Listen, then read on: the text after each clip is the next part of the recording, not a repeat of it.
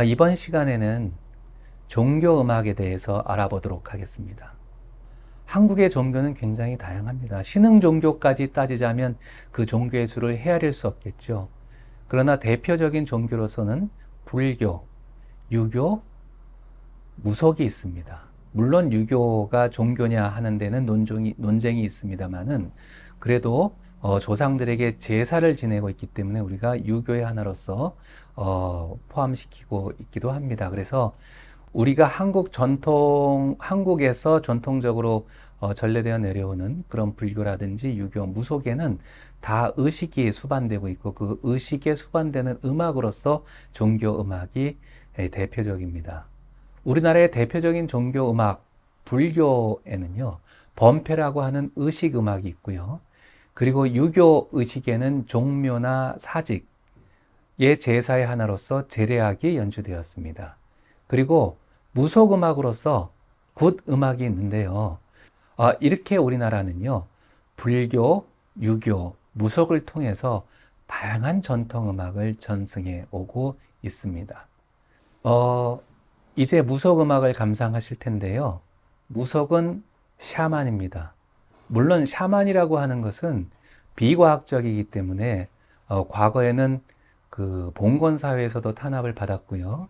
그리고 근다기에 들어와서도 비과학적이기 때문에 무속을 탄압하고 타파해야 된다는 그런 운동이 벌어지기도 했습니다. 사실은 요즘은 그 무속이 갖고 있는 그런 의식과 그 속의 음악이 무형문화재적 가치를 받고 있기 때문에 굉장히 무속을 보존하고 발전시키는 그런 노력들을 해오고 있습니다.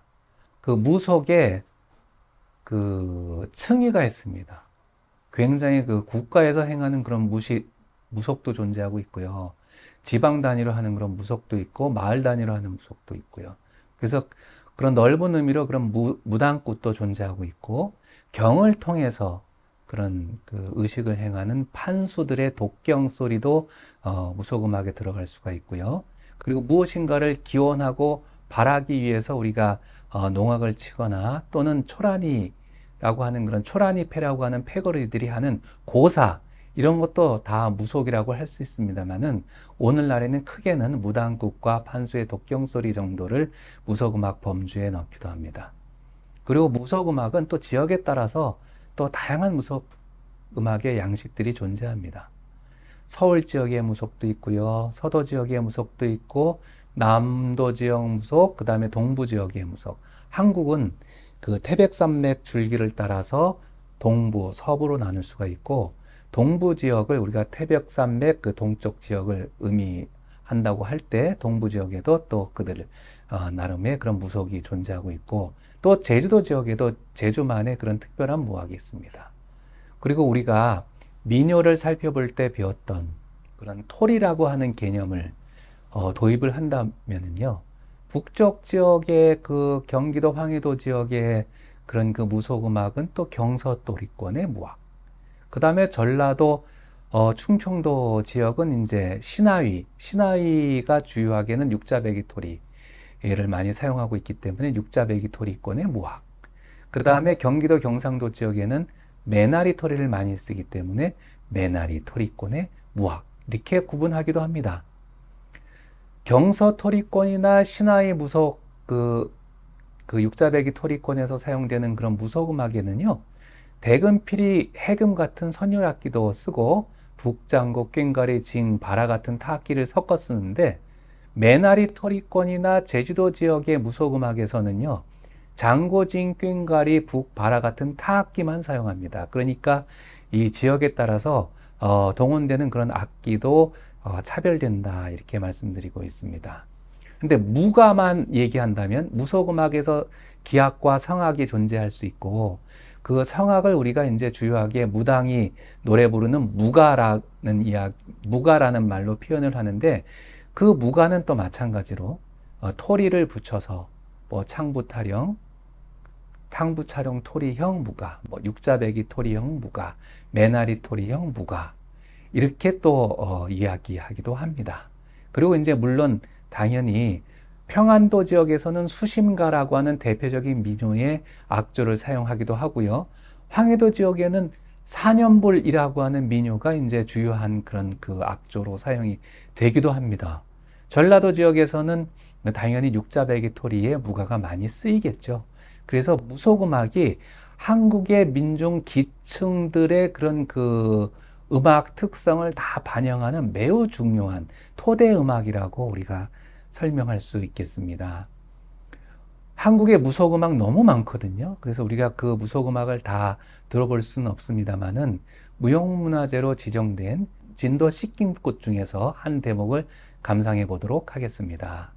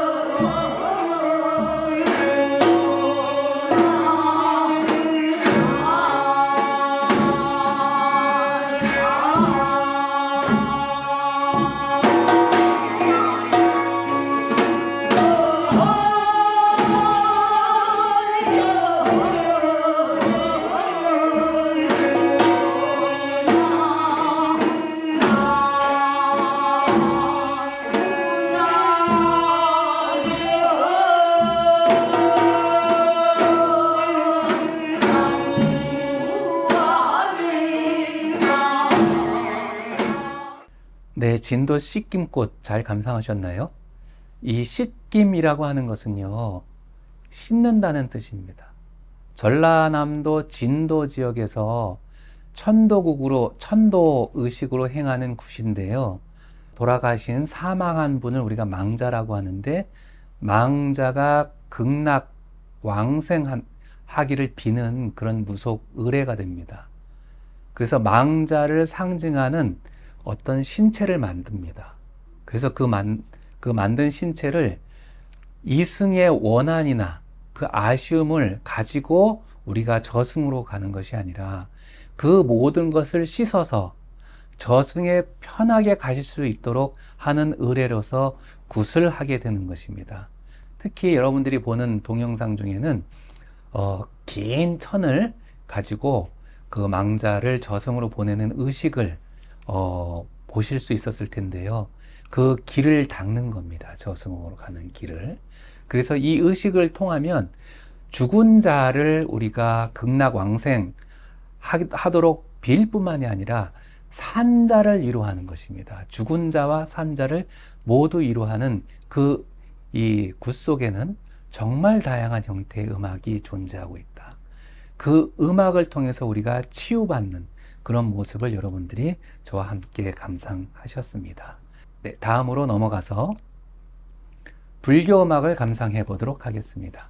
불교는 사찰에서 제를 올릴 때 사찰의 의식에서 범패승이 부르는 음악입니다. 범패라는 말이 굉장히 어렵습니다. 범패는 범이라고 하는 것은 우리가 그 인도를 뜻하는 겁니다. 산스크리트입니다.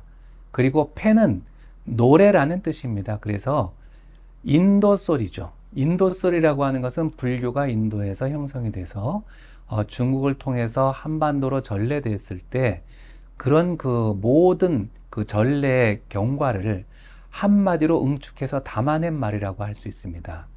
그래서 사찰에서 행해지는 모든 그런 의식 음악을 우리가 불교 음악인 범패로 부르고 있습니다.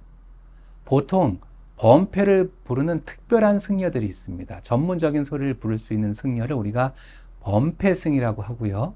그들이 부르는 소리를 바깥채비 소리라고 하고, 그 다음에 이 범패승을 제외한 일반 승려들이 부르는 소리를 우리가 안채비 소리라고 합니다.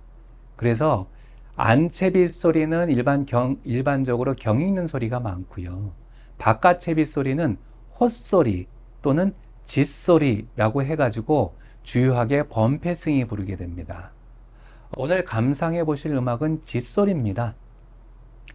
짖소리라고 하는 것은 짖는다는 뜻입니다. 짓는다는 것은 만든다는 소리입니다.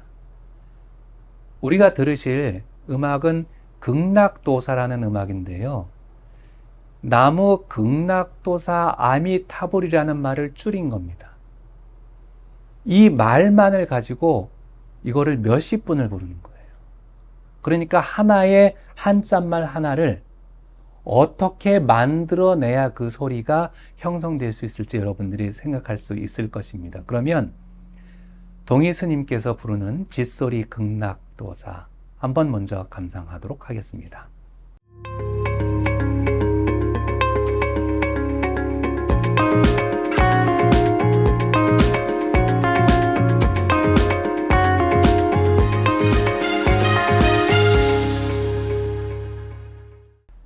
동희 스님이 부르는 짖소리 어떻게 감상하셨습니까?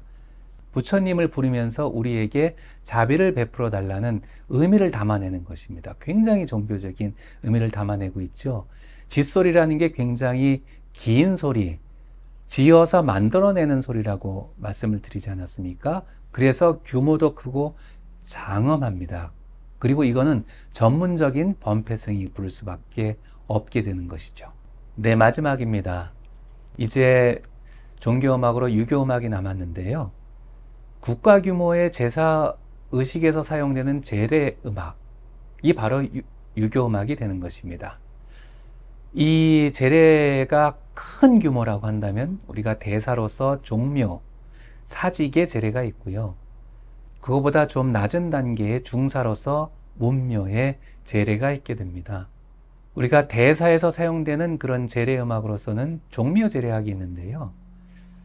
그 세종 때의 연례음악으로서 만들었던 보태평 정대업이라는 음악이 세조대를 거쳐가지고 음악이 계속 전승되어 오다가 세조 때 이제 제례음악으로 그 쓰임이 바뀌어서 오늘날까지 전승되게 되는 것입니다.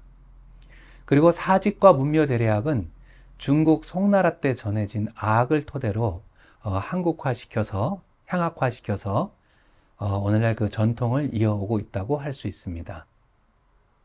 그러면 종묘 제례악 중에 전폐 희문을 감상해 보시도록 하겠습니다.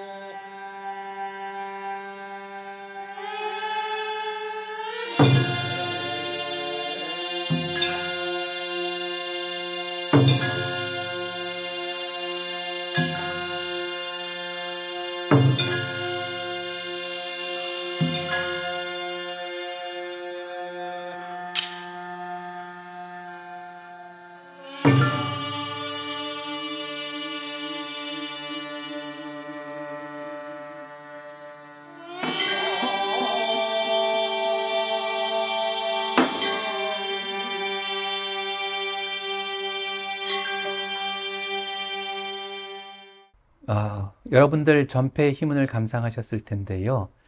전폐라는 말이 굉장히 어렵죠.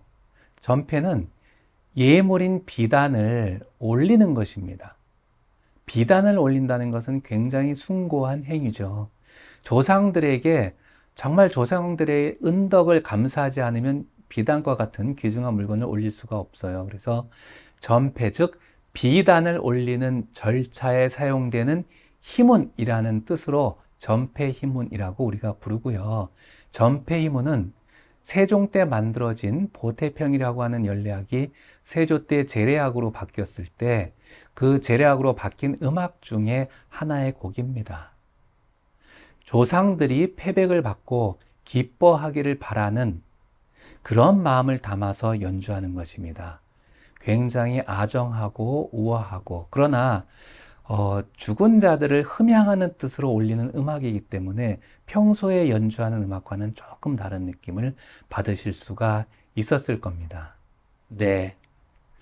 이번 강의에서는 한국에서 전승되어 오는 다양한 음악을 우리가 어떻게 분류하고 있는지에 대해서 살펴보았습니다. 전통적인 분류 방식과 그리고 현재 한국 전통음악 내에서 분류하는 다양한 분류 방식을 살펴보고 그 중에서 한국 전통음악을 궁중음악, 풍류음악, 민속음악, 예술음악, 종교음악으로 나누어 그 각각의 내용을 살펴보고 그 각각 내에서도 어떻게 세부적으로 음악을 분류하고 있는지도 살펴보았습니다. 한국의 전통음악은 너무나도 다양합니다.